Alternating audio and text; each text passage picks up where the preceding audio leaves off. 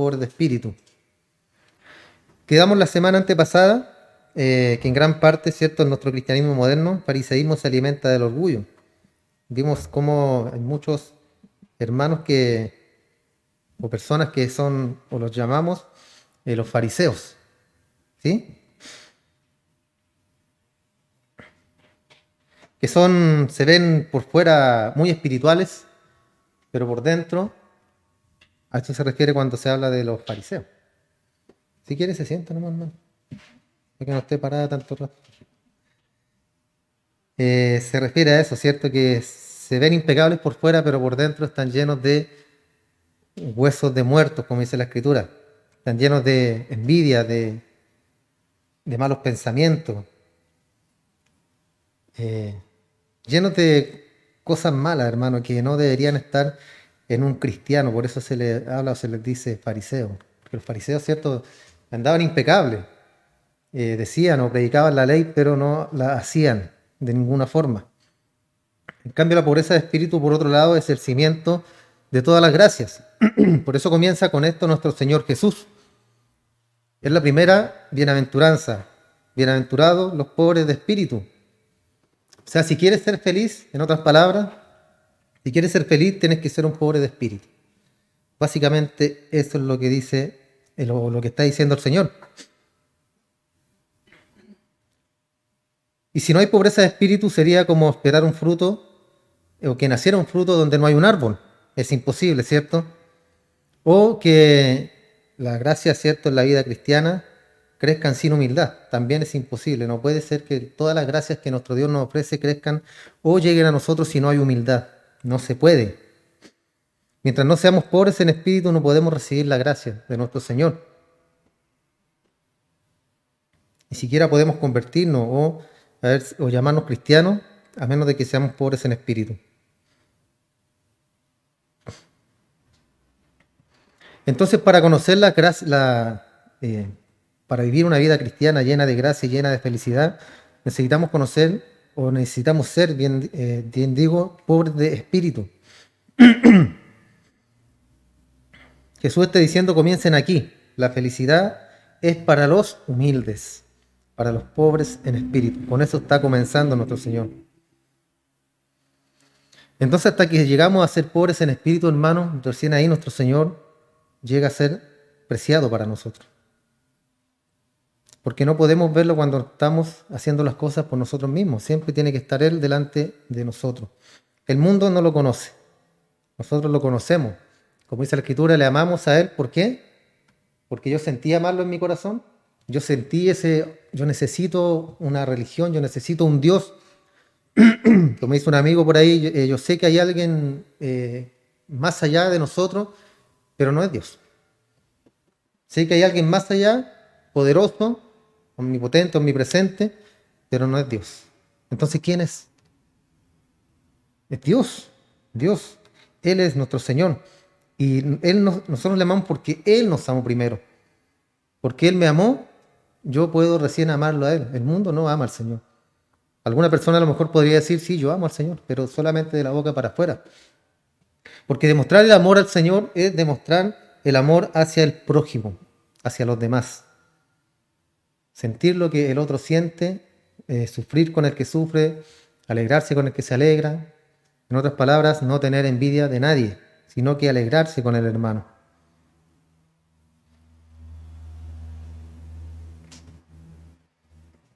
Entonces nunca vemos el valor de esto en el paralelo si no es con Cristo, hasta que conocemos realmente qué tan condenados estamos nosotros.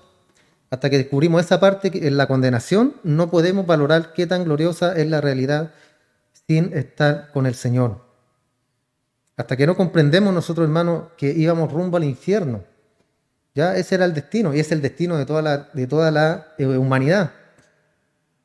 La palabra es clara cuando dice, por cuanto todos pecaron, están destituidos de la gloria de Dios. Están todos fuera. ¿Ya? Entonces, como vimos en las doctrinas de la gracia que estuvimos harto tiempo viendo, ahí pudimos comprender cómo es la elección de Dios. Cómo Dios escoge a algunos y no hay injusticia en eso, sino que es la soberanía de Él. Y la justicia de Dios es que todos pecaron y están destituidos y van rumbo al infierno. y a Dios le plació en su soberanía salvar a algunos. Entonces esa es la justicia de Dios. Todos, al final todos tienen justicia en Él. Y cuando nosotros entendemos ese punto, hermano, yo les mandé un video, no sé si lo vieron por el grupo, donde habla el pastor John MacArthur, aunque el título está mal, ¿cierto? Decía confronta, lo hacen solamente para que vean los videos. Y era muy interesante porque ahí él explica que nosotros no tenemos parte en todo esto, sino que solamente nosotros dependemos del Señor. Y a eso se refiere cuando hablamos que debemos ser pobres en espíritu. Por eso Jesús enfatiza y comienza con esto. Debes ser pobre en espíritu, debes vaciarte por completo. Dejar tu orgullo, dejar tu ego, dejar la vanagloria que podemos tener como seres humanos, de creernos algo, de creernos que somos algo en la vida. Cuando la Biblia nos dice que nuestra mayor aspiración es ser un siervo inútil. No significa, hermanos, que Dios nos esté menospreciando o que Él nos esté menoscabando a nosotros como cristianos. Al contrario, sino se trata de ser humildes, de mostrar la humildad y así demostrar también a Cristo en nuestra vida.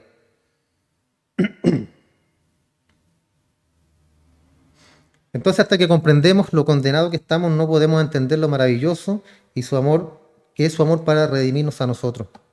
Hasta que vemos nuestra pobreza, no podemos entender sus riquezas.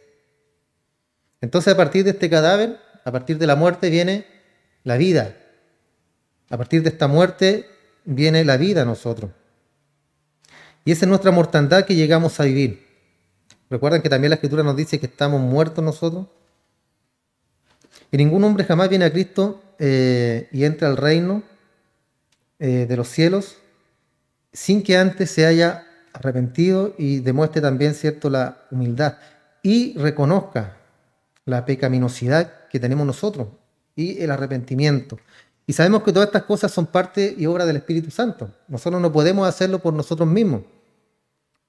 Ya siempre vamos a poner el ejemplo del mundo. La gente del mundo no se arrepiente de sus pecados. O si se arrepiente lo hace de la boca para afuera. O lo hace como los fariseos para ser visto. Pero el verdadero arrepentimiento demuestra un cambio de conducta. Ese es el verdadero arrepentimiento que nos muestra la Biblia y que el cristiano lo puede hacer. Y le duele en su corazón. Pedro se arrepintió, ¿cierto? Siempre ponemos el ejemplo de Pedro. Se arrepintió y Dios lo transformó y lo usó de una manera tremenda a Pedro. Y él lloró amargamente. ¿Qué hizo Judas? Se ahorcó. Traicionó al Señor, lo maldijo todo. Después se arrepintió, como que lloraba, como que le salía una lagrimita y se ahorcó. O sea, ese no es un verdadero arrepentimiento. Porque él pudo haber sido más hombre y haber cambiado su actitud. Bien sabemos que había un plan con Judas, ¿cierto? Él en la Biblia lo muestra como el hijo de perdición. Él nunca fue uno de los apóstoles, en realidad. Estuvo con ellos, pero no era de ellos. Como lo decía Juan, ¿cierto? Anduvieron con nosotros, pero salieron porque no pertenecían a nosotros. No eran de los cristianos, sino que tuvieron que irse para que se demostrara de que no todos pertenecen a la iglesia, a la comunión con el Señor. Entonces Pedro tuvo ese cambio de actitud. Nosotros también debemos tenerla, hermano, cuando nos arrepentimos. Nosotros podemos hacerlo. El cristiano, hermano, no puede decir, me da vergüenza llegar al Señor, me da vergüenza arrepentirme, me da vergüenza confesar mis pecados al Señor. Porque tenemos un Dios perdonador. La Biblia dice que Él va a perdonar todos nuestros pecados, todas nuestras faltas. Entonces, ¿cuál es el temor de reconocer que somos pecadores y reconocer que hemos caído? ¿Cuál es el temor, hermano? A lo mejor la vergüenza de decir, Señor, he cometido tal y tal pecado, porque los pecados se nombran cuando uno los confiesa. No solamente, Señor, perdóname porque pequé. Tú sabes lo que hice, no. Dice confesar los pecados, uno por uno. Usted los conoce, usted los sabe, yo los sé, los míos. Y debemos arrodillarnos ante el Señor y pedirle perdón. Y junto con eso viene un cambio de actitud. Porque no puedo pedir perdón y seguir en lo mismo. No se puede. Entonces, a partir de este cadáver viene la miel, viene lo bueno. Proverbios 16:5 dice, malditos son los orgullosos, los altivos de corazón. Dios da gracia a los humildes. Y esto tiene que estar al principio mismo, hermano. Y es la razón porque es lo primero. en el Sermón del Monte, lo que estamos viendo, los pobres en espíritu, los humildes. Y la única manera de venir al reino de Dios es confesar su propia injusticia, confesar la incapacidad de satisfacer los estándares de Dios. Porque no podemos, hermano, aunque usted diga que se esfuerza todos los días por querer ser como Cristo, nos cuesta, es difícil, es complicado, no es imposible, pero cuesta. Y eso es lo que yo siempre he dicho, hermano, que Dios mira tu corazón, si realmente tú lo estás haciendo para agradar al Señor o para ser visto solamente. Y Él conoce las intenciones del corazón. A mí me pueden engañar, yo los puedo engañar a ustedes, pero al Señor no lo vamos a engañar. Por eso la Escritura dice, Señor, yo prediqué en tu nombre, yo hice milagros. Ahí estaba yo, Señor, en la iglesia, ¿no me viste? Yo todos los domingos estaba ahí. ¿El Señor qué le va a decir? No te conozco. ¿Por qué? Porque eran cristianos de pantalla solamente, de exterior, fariseos. Pablo experimentó esto en Filipenses, capítulo 3. Dice en cuanto a la ley, irreprensible. Pablo era, pero 100%, de 24 quilates, siempre se me olvida.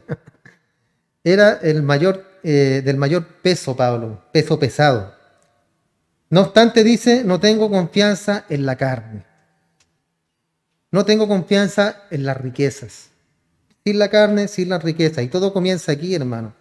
Usted entra al reino de Dios con un sentido de inutilidad. Entra al reino con un sentido de desesperación. Y si usted quiere conocer la felicidad, conforme vive este reino, el reino, ¿cierto? Usted se mantiene en el mismo sentido de inutilidad y desesperación. ¿Qué quiere decir esto? Que nosotros no podemos creernos o jactarnos de lo que somos, hermano. Siempre usted tiene que ser un siervo inútil, una persona humilde. Por eso este mensaje, hermano, confrontó a la gente de esa época. Imagínense a los de hoy. Porque hoy en día, ¿quién dice que debemos ser humildes? Nadie, ¿cierto? Nadie habla de la humildad. Al contrario, sino que de perseguir los sueños, las metas, los deseos, todo lo que usted quiera y pasar por encima de quien sea. No importa, lo importante es lograr tu meta, llegar a ser quien eres. Y Pablo acá dice lo contrario.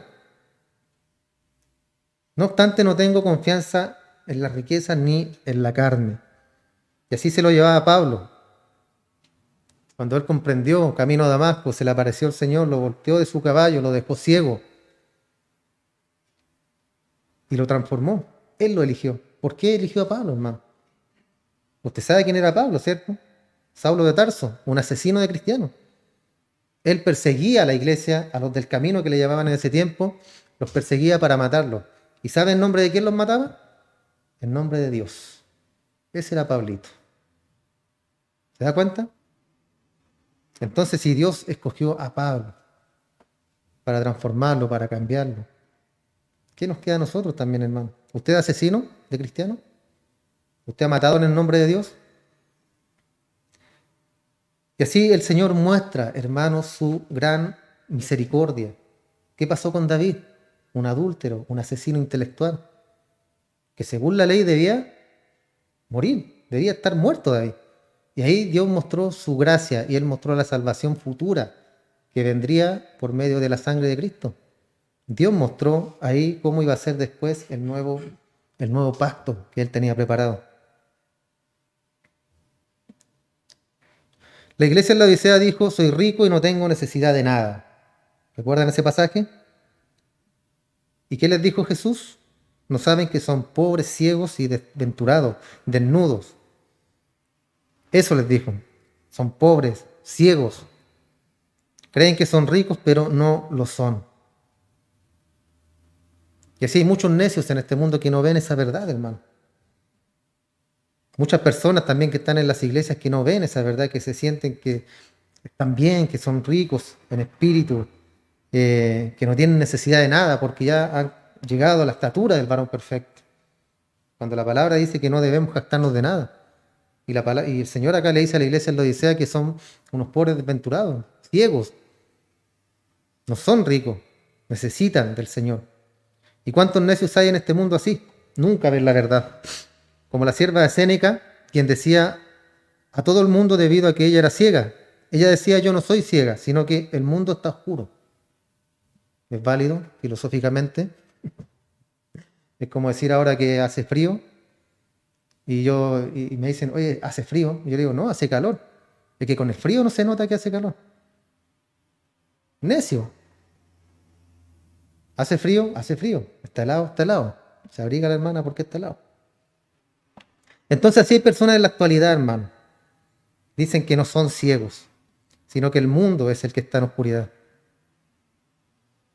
Y así son los necios de este mundo que no ven la realidad. Soy rico y no necesito nada, como dijo la iglesia en la Odisea. Y fíjense que es una iglesia, ojo con eso, no son personas comunes y corrientes, son personas del mundo. Entonces Jesús comienza por este lado, y aquí es donde tiene que comenzar. Y aquí es donde nosotros también debemos comenzar para poder llevar nuestra vida cristiana a la salvación. En bienaventuranza. ¿Queremos ser felices? Comienza con esto. Así está diciendo el Señor. ¿Quieres ser feliz? Comienza siendo humilde, un pobre de espíritu. Entonces usted no puede venir a Dios a menos que reconozca que está en bancarrota espiritual. Eso debemos reconocerlo siempre, hermano, que estamos en una bancarrota espiritual. Y no tenemos nada, absolutamente, de qué gastarnos ante el Señor. Algunas personas dicen o sugieren que esto habla de la pobreza material. Porque toman Lucas 6:20. Y en Lucas 6:20 dice, bienaventurados los pobres porque ellos heredarán el reino. Ya no dice los pobres en espíritu. Bienaventurados los pobres. Y hablan solamente, esta es una postura, ¿cierto?, de algunos cristianos que dicen que los pobres entrarán al reino de los cielos y los ricos no. La Biblia no enseña eso. Entonces dicen que simplemente es pobreza y no es así. Cuando leímos cierto Mateo y tenemos a Lucas 6:20, debemos comparar los dos textos que estamos leyendo.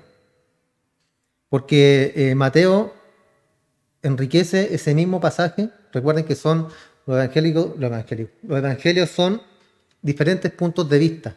Es como cuando hay un accidente y una persona desde aquí ve que la culpa la tuvo el auto, pero el del otro lado vio que la tuvo el camión. Entonces son posturas diferentes, distintas, diferentes ángulos, donde se ven las cosas. Aquí también, cada apóstol vio algo y lo esencial acá es que todo concuerda. Lo único que, por ejemplo, como estamos viendo este ejemplo, Lucas dice bienaventurados los pobres. A lo mejor estaba distraído y no escuchó que dijo los pobres de espíritu. Justo los pobres y pasó un pajarito y era medio disperso a lo mejor Lucas.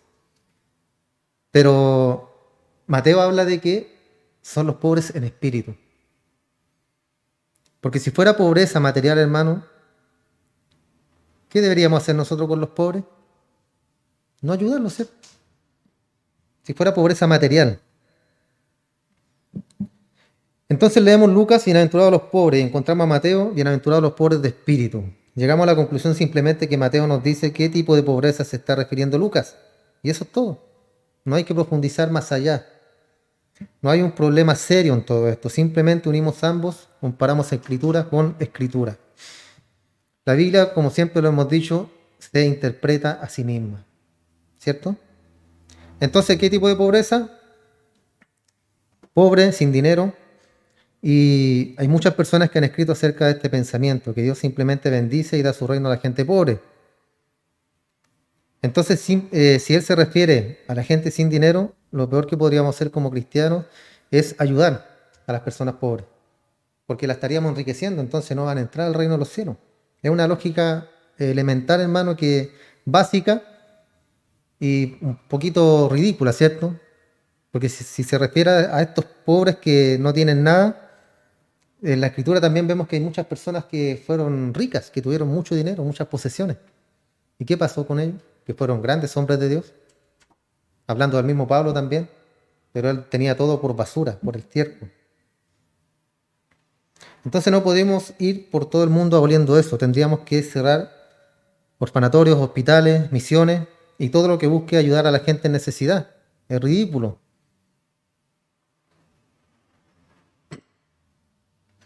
Por otro lado, las riquezas también pueden echar a perder a las personas. Y las personas pobres siempre van a ir un paso más adelante que las personas que tienen riqueza. Siempre.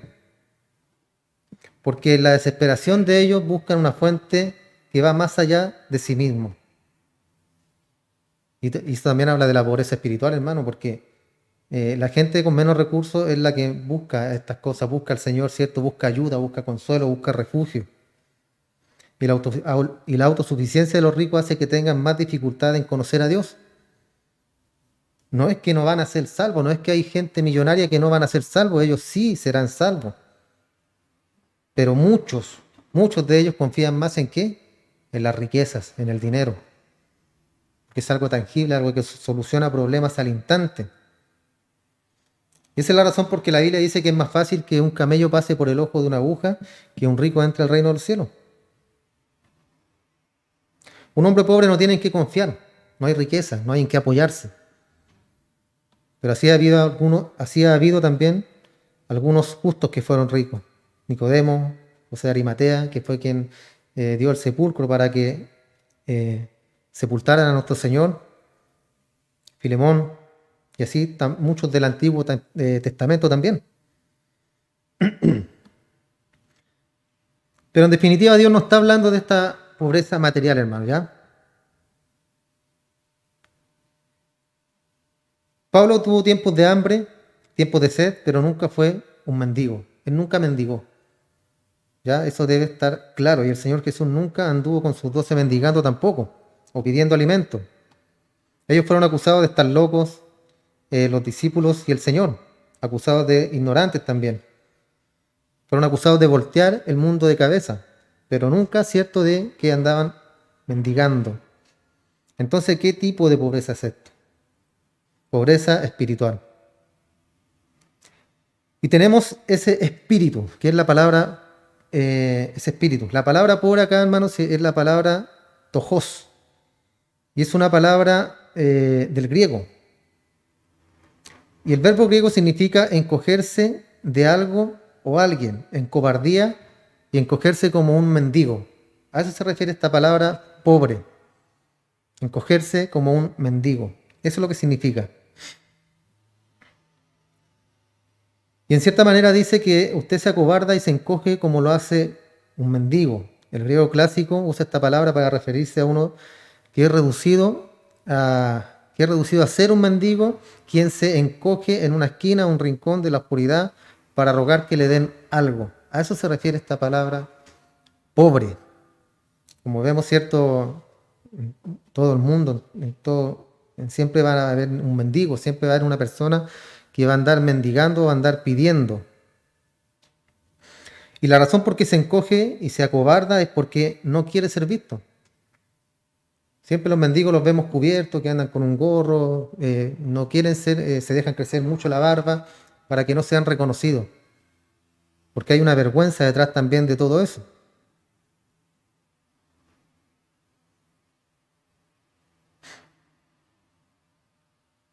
Entonces la palabra pobre aquí, que es la misma, es la palabra usada en Lucas 16 cuando dice Lázaro el mendigo, es la misma. Y eso es lo que la palabra significa, no solo pobre, sino que es un pobre mendigando. Y hay otra palabra en la Biblia que se refiere a pobreza normal, que es la palabra penés. Y esto significa pobre que tiene que trabajar, y simplemente para poder vivir. Como un meme que vi el otro día que decía, ¿me obligan a trabajar? ¿Quién? La pobreza. La pobreza me obliga a trabajar. Cierta persona por ahí lo tenía. Entonces esta palabra penés habla de un pobre que tiene que trabajar. Hay una opción. Se puede valer por sí mismo. Entonces la primera que vimos, tojos, significa que usted es tan pobre que tiene que rogar. Y es reducido a un ser mendigo que se acobarda y que se encoge. Y la otra palabra, penés, puede ganarse la vida. Usted puede ganarse su sustento. Tojos, usted realmente depende de manera total del regalo de alguien más, un mendigo. Y usted no tiene ningún beneficio, ninguna capacidad, nada. Y en muchos casos usted no puede caminar, está ciego, está sordo. es mudo, no puede funcionar en la sociedad y se sienta en el rincón de un brazo avergonzado en el aire rogando por gracia y misericordia de alguien más. Usted no tiene recursos, usted no tiene recursos en usted mismo ni siquiera para vivir. Dependencia total de alguien más. Y esa es la palabra que nosotros debemos utilizar en nuestra vida. Tojos. Un mendigo. Que no tenemos capacidad alguna de dónde obtener algo. Que extendemos nuestra mano rogando, pidiendo que alguien tenga misericordia de nosotros. Rogando por la gracia.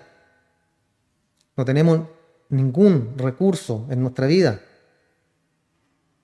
Entonces no es solo pobre, sino un pobre mendigo. Y eso dice Jesús acá, hermano. Y habla de que ese es un hombre feliz, el mendigo, el que ruega, el que pide, el que está desesperado, el que no tiene de dónde echar mano. Jesús dice que es un hombre feliz.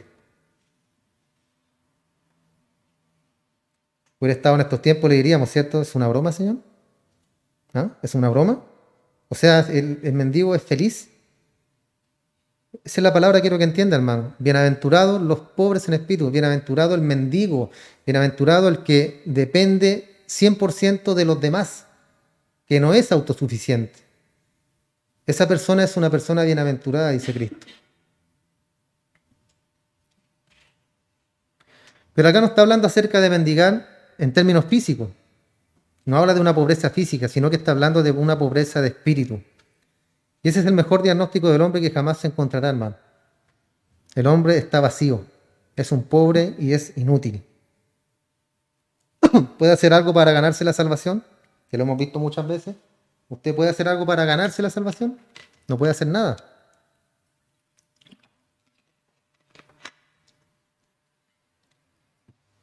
Entonces él es un pobre penés, que simplemente puede hacer unas cuantas cosas y si se esfuerza lo suficiente y trabaja lo suficiente también, puede entrar apenas al reino de los cielos.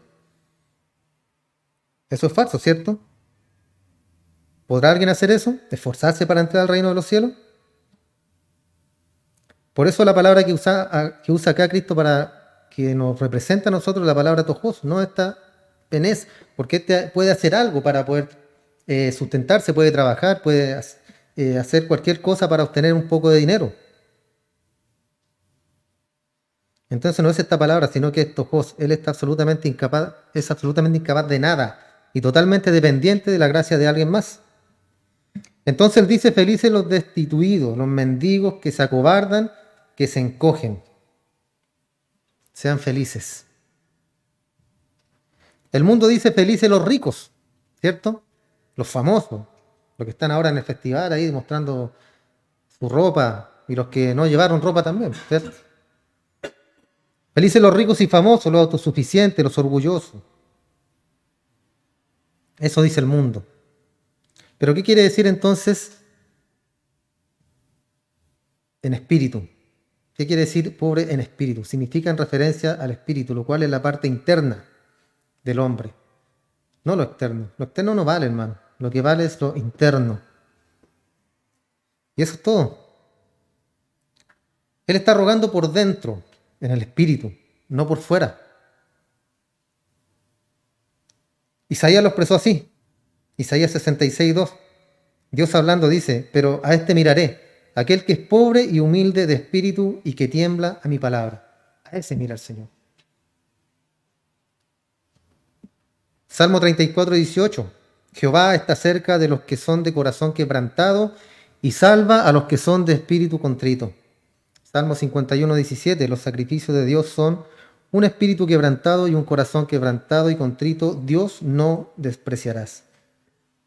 Esa es la alabanza que cantamos nosotros, ¿cierto? El corazón contrito y humillado tú no despreciarás, Señor. Al que te busca con integridad. Isaías 57:15. Porque así dice el alto y sublime que habita en la eternidad y cuyo nombre es el santo. Yo habito en la altura y en la santidad y con el que es de espíritu contrito y humillado, para avivar el espíritu de los humildes y avivar el corazón de los contritos. Con ellos habita el Señor. con los humildes de espíritu. Entonces Dios se identifica con personas que ruegan en el interior, no con personas que son autosuficientes, no con personas que pueden salvarse a sí mismas, no con personas que creen en sus propios recursos, sino que en aquellos que están destituidos y privados y que ruegan, o sea, una dependencia total del Señor, de Él solamente. No podemos jactarnos, hermanos, de nada de lo que podamos hacer nosotros. Hasta las buenas obras, lo que hacemos ahora, es lo que sigue a la salvación, es el resultado de la salvación, las buenas obras que hacemos nosotros ahora, hoy. Yo ayudo a mi hermano, a mi hermana, a quien sea, doy una limosna, yo lo hago para el Señor, no para ser visto, no para que me agradezcan, no para que digan, oye, qué bueno el hermano, oye, que el hermano es muy bueno, siempre ayuda. No, hermano, la palabra nos manda que debemos ser así. No es que el hermano sea bueno y ayude, todos debemos ser buenos y ayudar, todos. Si somos verdaderamente cristianos, debemos hacerlo. Entonces no significa pobre en espíritu en el sentido de que carece de entusiasmo. No significa que es flojo o callado o indiferente o pasivo. No significa esto en absoluto. Un individuo pobre en espíritu es uno que no tiene sentido de autosuficiencia. Está en bancarrota espiritual. Lucas 18 dice a unos que confiaban en sí mismos como justos. Aquí son palabras de Jesús. Y menospreciaban a los otros. ¿Cómo es posible esto, hermano? Que menosprecia al hermano. Dijo también esta parábola. Y aquí está lo opuesto, ¿cierto? Lo opuesto a los pobres de espíritu. Aquí están los orgullosos en espíritu, los que se creen mucho, que confiaban en sí mismos como justos. Ah, yo soy justo, yo soy cristiano. Yo predico, yo canto en la iglesia. Yo soy un siervo del Señor. Soy un hijo del Rey. Pero menospreciaban a los otros. Dos hombres subieron al templo a orar. Uno era fariseo y el otro publicano. El fariseo, puesto en pie, oraba consigo mismo. ¿Con quién oraba? El Señor ni siquiera lo estaba escuchando, hermano. Él oraba consigo mismo de esta manera: Dios, te doy gracias porque no soy como los otros hombres, ladrones, injustos, adúlteros, ni aun como este publicano. Ayuno 2 veces a la semana, doy diezmo de todo lo que gano. Y así, Señor, voy a la iglesia todos los domingos, doy limosna, soy un buen cristiano, Señor. Pero el publicano, estando lejos, no quería ni aun alzar los ojos al cielo. ¿Se fijan? Ahí habla de una pobreza, habla de un mendigo. Igual que un mendigo, no quería ni siquiera mirar a la persona que le estaba ayudando. Ni siquiera va a mirar hacia arriba, ni siquiera va a mirar a Dios, sino que se golpeaba el pecho diciendo: Dios, sé propicio a mi pecador. ¿Y cuál fue el diagnóstico que Jesús hizo acá? Os digo que éste descendió a su casa justificado antes que el otro, porque cualquiera que se enaltece será humillado, y el que se humilla será enaltecido. ¿Se fijan? Algo muy, muy básico, hermano, pero muy, muy potente. Esto revuelve el gallinero, hermano. Y es lo más claro que va a oír: los quebrantados, los contritos. Bienaventurados los mendigos, te está diciendo acá Jesús. Bienaventurados son aquellos cuyo espíritu está privado. Bienaventurados o felices son los pordioseros espirituales, los que están vacíos espiritualmente, los que están en bancarrota espiritual, quienes se encogen en un rincón y claman a Dios por misericordia. Ellos son los felices. Ellos. ¿Por qué? Porque son los únicos que han llegado al recurso real de la felicidad. Son los únicos que conocerán a Dios. Son los únicos que conocerán las bienaventuranzas del Señor. Y de ellos es el reino. Siendo un pobre de espíritu, vas a ser un bienaventurado en su máxima expresión, hermano. Santiago lo dijo de esta manera, no solo en el Sermón del Monte. Santiago 4:10: humillaos delante del Señor y Él os exaltará. Dependencia, hermano, dependencia del Señor. ¿Qué comeremos mañana? ¿Qué beberemos? ¿Cómo pagaremos las deudas? El Señor dice, David lo dijo, que no ha visto al justo desamparado. ¿Cierto? y a su descendencia mendigando el pan. Él siempre, hermano, siempre estará ahí para ayudarnos. Y yo siempre se los digo, hermano, con moral, porque nosotros lo vivimos. Vimos un paso de fe y el Señor nos bendijo, estuvimos tranquilos mucho tiempo, hermano. Después que trabajábamos los dos, ella se quedó en la casa con los niños, decidimos, ¿cierto?, que era el plan de Dios, que era ¿cómo se llama?, el diseño del Señor, que ella estuviera en casa con los niños, porque a los niños los estábamos perdiendo, porque no éramos padres presentes. Entonces tomamos esa determinación y Dios nos bendijo, Dios nos ayudó, hermano, hasta el día de hoy. Entonces debemos humillarnos ante el Señor y Él nos va a exaltar, Él nos va a bendecir. Debemos confiar plenamente en Él. Aunque el mundo y las circunstancias digan lo contrario, esa es la fe. Creer en primer lugar para poder ver. Yo creo en el Señor y veo los resultados después, hermano. No como el mundo que dice, no, ver para creer. Yo veo primero y te creo. Nosotros es lo contrario, la fe es lo contrario, hermano. Creemos en el Señor, confiamos en Él, descansamos, reposamos en Él.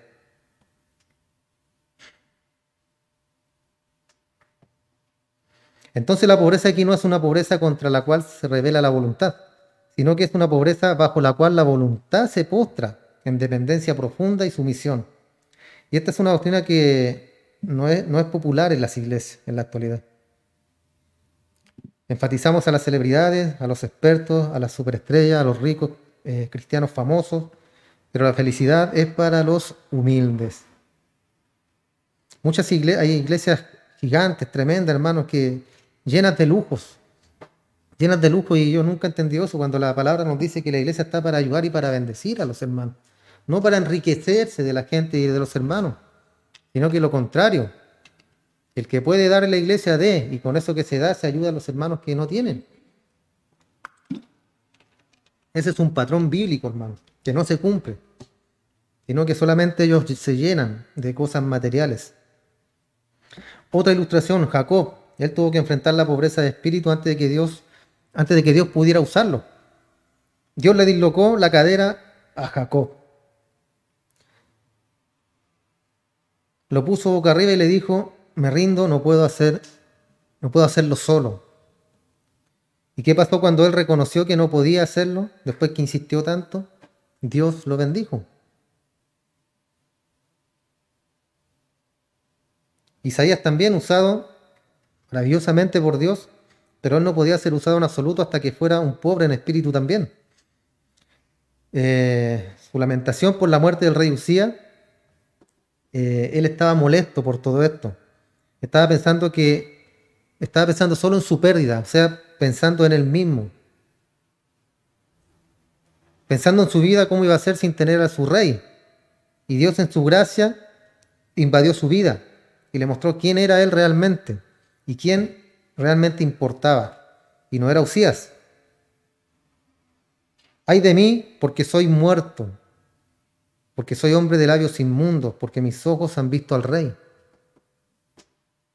Ese fue el resultado para que Dios lo pudiera usar a él.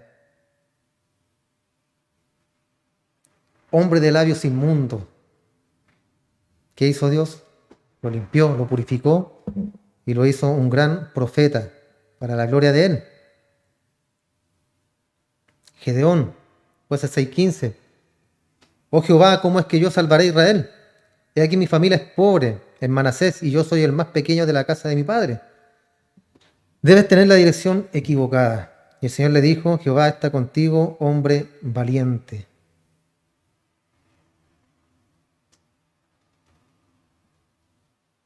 ¿Quién fue el hombre más valiente? El hombre que sabía que en sí mismo era impotente. Ese fue el espíritu de Moisés. Él le dijo, yo quiero que tú guíes a mi pueblo. ¿Y qué hacía Moisés? Se miraba él mismo. Yo, Señor, ¿estás seguro? Soy tartamudo, según lo que dicen, ¿cierto? Que era de Moisés, hombre de pocas palabras.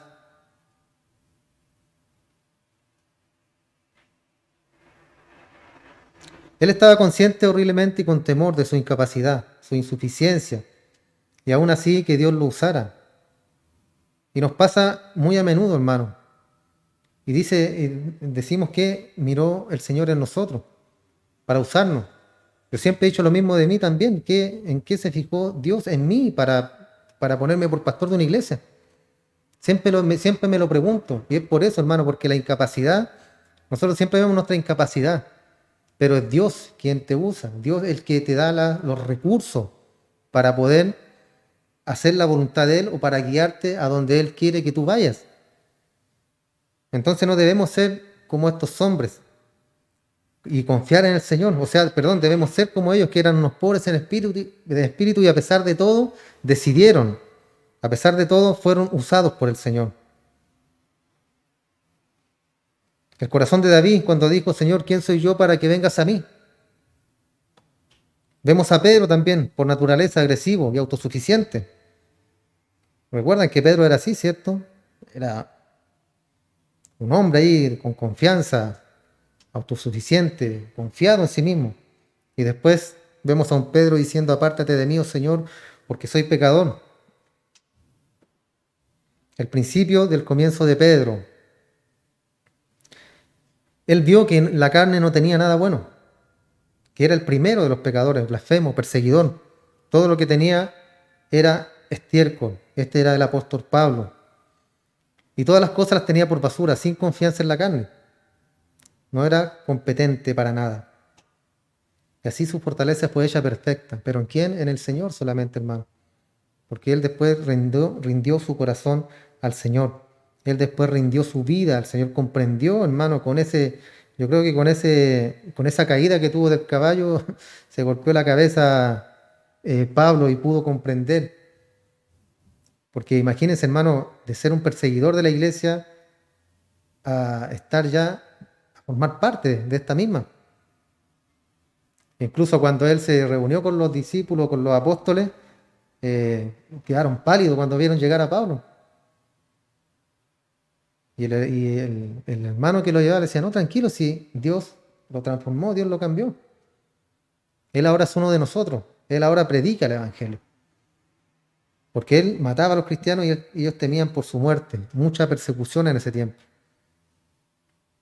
Entonces, en su debilidad, cuando usted admite su debilidad, hermano, cuando usted admite que no es nada, eso no es el final, es el principio. Cuando nosotros admitimos que no somos nada y que no tenemos nada que ofrecerle al Señor. Por eso es lo más difícil que jamás usted hará, es lo más difícil que usted hará. Jesús está diciendo acá, lo primero que tienes que decir es no puedo hacerlo. Esa es pobreza de espíritu, hermano. Porque a veces decimos, el Señor nos da una orden, sí, claro que voy, yo puedo. Y quedamos en ridículo. Lo que debemos hacer, Señor, yo no puedo. Pero si tú vas conmigo, si tú estás conmigo, yo puedo. Eso es ser pobre en espíritu, hermano. Las fuerzas, no en nuestras fuerzas, sino en el poder del Señor. No creerse autosuficiente o un supercristiano, sino que siempre descansar en Él. La parábola del siervo injusto, con esto terminamos, en Mateo 18. El siervo injusto debía una fortuna que nunca podía pagar. Cuando habla en esto, hermano, del siervo injusto, es una cantidad de dinero que yo creo que nadie podría imaginarse. ¿Pero qué dijo él? Se postró suplicando a su amo y dijo, Señor, ten paciencia conmigo y yo te lo pagaré todo. ¿Podrá pagarle todo? Este es un pobre, ¿cierto?, de los que vimos en delante, que dependían solamente o que podían hacer algo para poder pagar una deuda. Penés. Entonces se postró y le dijo a su amo, ten paciencia y yo te lo pagaré todo. Era algo imposible de hacer, hermano. Él no podía jamás pagar esta deuda, aunque viviera 5 o 6 vidas. Está diciendo, aguántame un poco, yo tengo los recursos para hacerlo y para poder pagarte todo esto. Y la verdad es que no había manera en la que la deuda pudiera ser pagada. Jesús está diciendo en esta parábola que necio decirle al Señor esto, simplemente sé paciente y yo lo voy a hacer todo. Ese es lo contrario, hermano. Lo contrario a lo que nosotros debemos ser. Esta parábola que habla el Señor acá, habla del consiervo que le perdona la deuda, ¿cierto? Y después él le dice, ¿no deberías tú haber hecho lo mismo con tu...? Porque el Señor le perdonó la deuda y él debía perdonarle la deuda a su consiervo, pero él no lo hizo, sino que lo golpeó, lo llevó a los tribunales y lo metió preso. ¿Qué es lo que mostró? Avaricia, rabia, lo contrario a lo que demostró su Señor con él, que le perdonó la deuda. Pero este otro acá está diciendo, está siendo autosuficiente, no confiando en el Señor. Es algo que suena tan simple, hermano, pero es complicado. Suena simple, pero complicado. Pero estando con el Señor, hermano, todo esto es posible. Todo puede ser posible. Pobre en espíritu. La ausencia de orgullo, la ausencia de independencia, ausencia de autonomía, debe vaciarse antes de que pueda ser llenado. Y así tiene que ser. Y así debemos vivir, no solo para ser salvos, sino así es como debemos vivir, no por un interés. Esta vida no es el cristianismo no es por un interés, ¿cierto?